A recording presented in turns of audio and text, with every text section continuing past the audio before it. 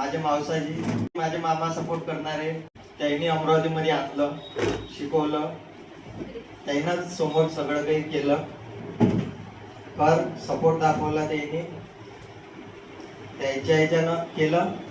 आज काही ना काही झालं तर वाटते चांगलं. चला वा, काही ना काही केलं जीवनामध्ये.